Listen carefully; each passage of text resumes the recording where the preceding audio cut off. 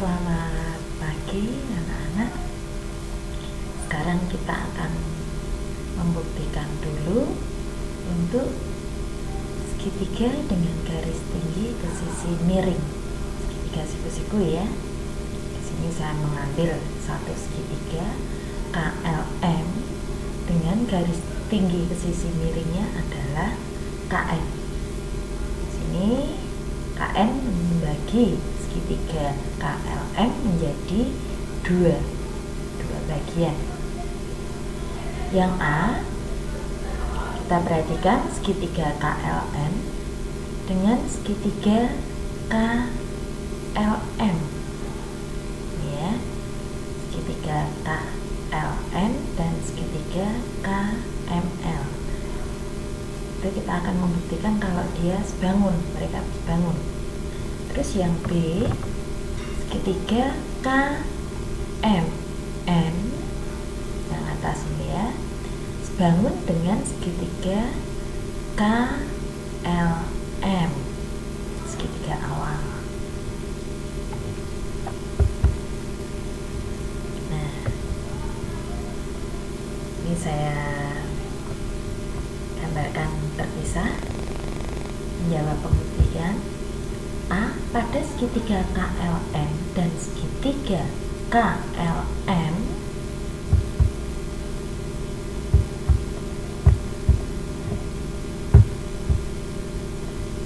nah, kita lihat sudut KML dengan sudut LKM ini 90 derajat. Kemudian kita lihat lagi sudut KLM karena tadi awalnya berimpit dengan sudut KLM yang sudah saya gambar terpisah, atau sudut L awalnya berimpit ya, atau numpuk ya, maka sudutnya sama ya, sudut L ya. Terus yang terakhir, karena dua sudut pada segitiga KLM yang biru dengan segitiga KLM yang kuning, karena dua sudutnya sudah sama, berarti sudut yang ketiga otomatis sama. Sudut LKM sama dengan sudut KML. Kalau tiga sudut sama besar, berarti dia sebangun, dua segitiga tersebut sebangun. Nah, sudut-sudut yang seletak sama besar. Terus kemudian menjawab pertanyaan yang B, sudut segitiga KMN dan segitiga KLM apakah sebangun? Nah, kita buktikan. Ini sama pembuktiannya. Sudut KMN sama dengan sudut LKM 90 derajat, jelas dari tandanya ya. Terus kemudian sudut KMN sama dengan sudut KML seperti pada soal yang A, dia berimpit awalnya. Maka karena sudut M berasal dari sudut M ya, karena dua sudut ini sama, otomatis sudut yang ketiga juga sama. Maka terbukti dua segitiga KMN dan segitiga KLM itu sebangun, dua segitiga yang sebangun. Dari pembuktian ini, nah di sini kita mau menuliskan sisi-sisi yang seletak sama. Kita mau mengambil suatu kesimpulan. Yang pertama, segitiga KLM dengan segitiga KLM. Tadi kalau saya menggambarkan yang segitiga yang kuning dengan yang biru ya, yang utuh. Nah, pada segitiga KLM dan segitiga KLM, nah ini perbandingannya seperti ini. Sisi KL sebagai sisi miring sebanding dengan sisi LM juga sisi miring ya, Terus kemudian sisi KN sebagai sisi yang pendek sebanding dengan sisi KN. Nah, sisi yang sedang ini pada segitiga ya, sisi yang sedang. Dan yang terakhir sisi LN, sisi pendek sebanding dengan sisi KL. Ini juga sama. Yang jelas kalau untuk mempermudah kalian boleh membandingkan segitiga-segitiga ini, sisi-sisi segitiga ini dengan mengurutkan sisi pendek dengan sisi pendek, sisi sedang dengan sisi sedang, dan sisi yang paling panjang dengan sisi yang paling panjang. Ini perbandingannya seperti ini. Terus kemudian, nah, pada segitiga KNM dan segitiga KLN, ini potongan segitiga yang atas dengan segitiga yang utuh, kita akan memperoleh perbandingan sisi KM banding ML. Nah, sisi miring banding sisi miring ya, sama dengan KN banding KL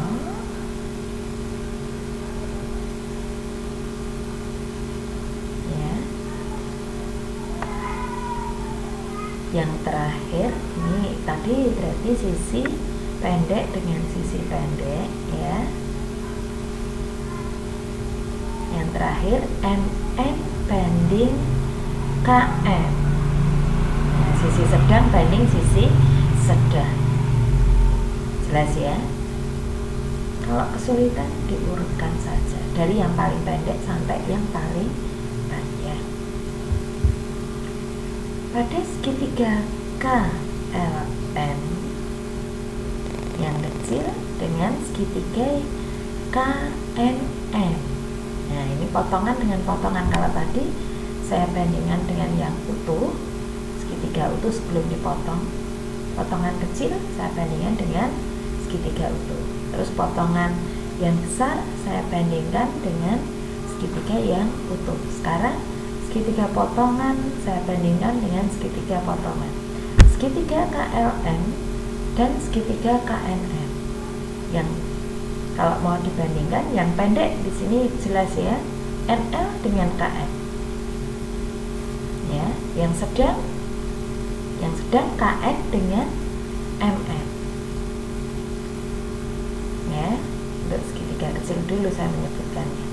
Terus kemudian yang sisi miring yang terakhir, yang kecil KL dengan KN.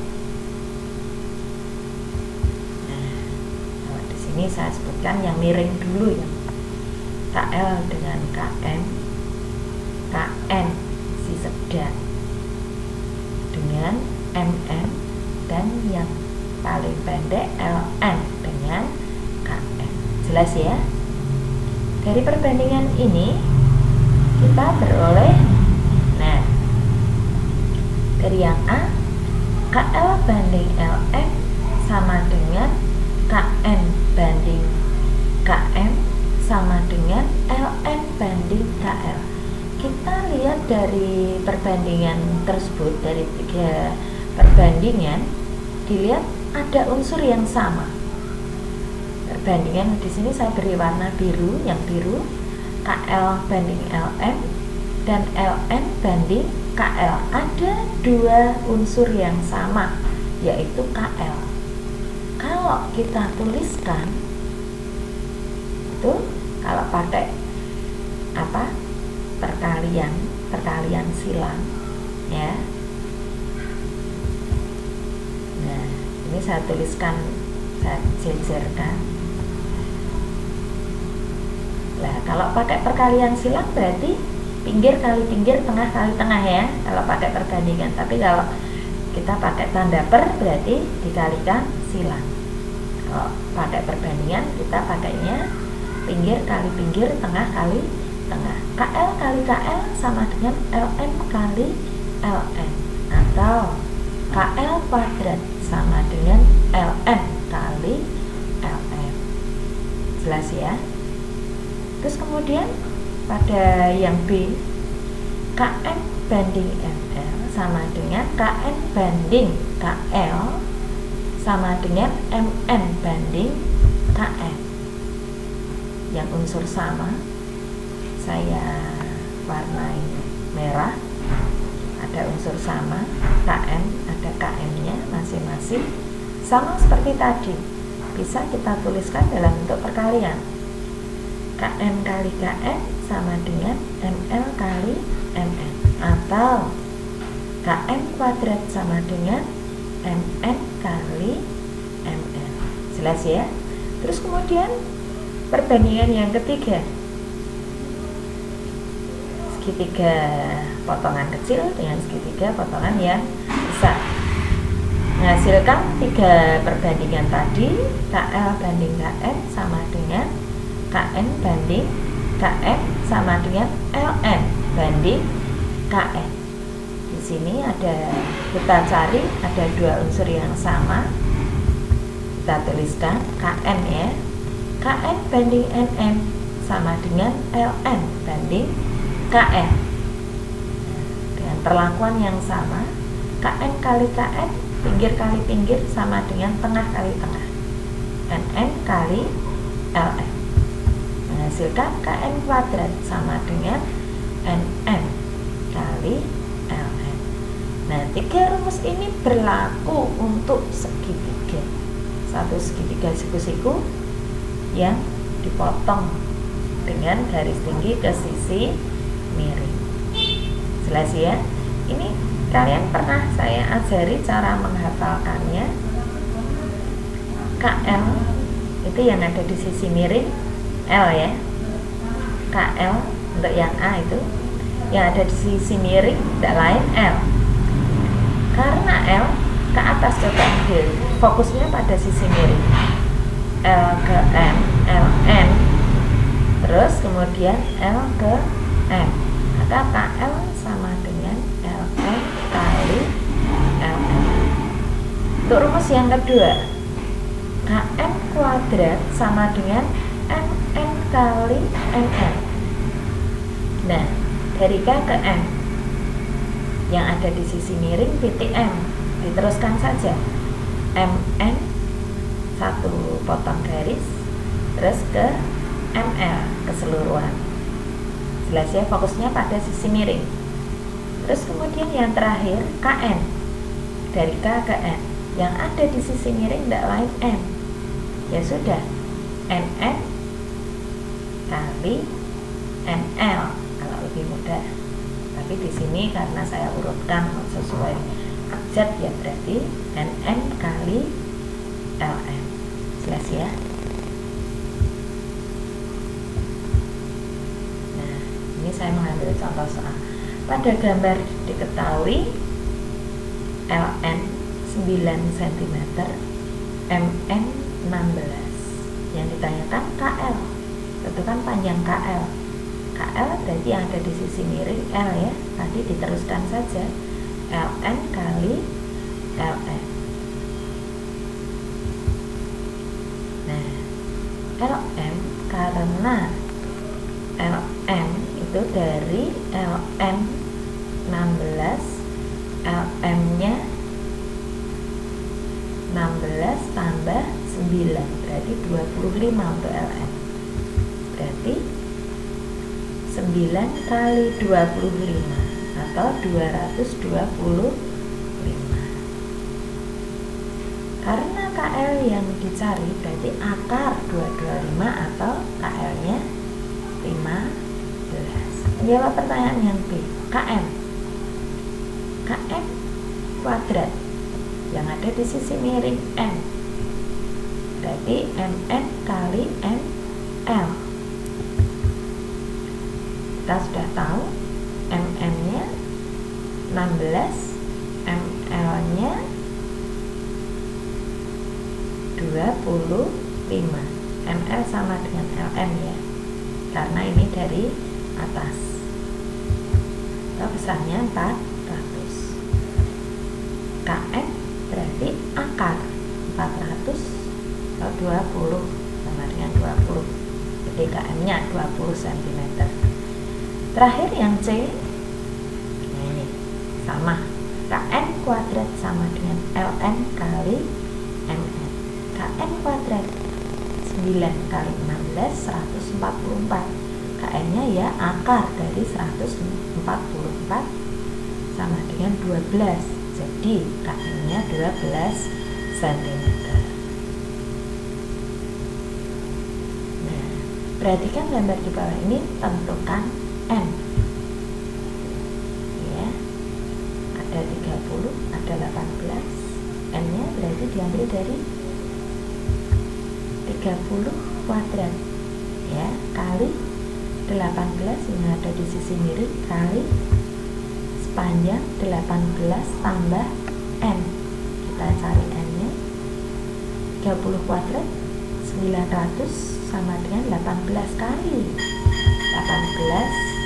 Nah, kita kalikan 18 kali 18 324. 18 kali n 18n sama dengan 900 kurangi 324 atau 576.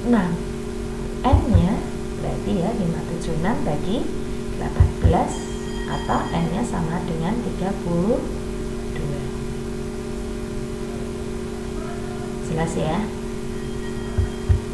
Jadi panjang n sama dengan 32. Demikian pertemuan hari ini, saya rasa cukup. Besok kita ketemu dengan penggunaan kesebangunan dan menuju ke kongruent. Selamat belajar dan selamat pagi. Tetap sehat dan selalu